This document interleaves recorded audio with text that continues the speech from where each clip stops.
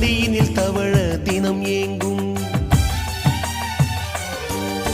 நத்தை கூட்டின் நீர் போதும் எங்களின் தாகம் தீர்த்துக் கொள்வோம்.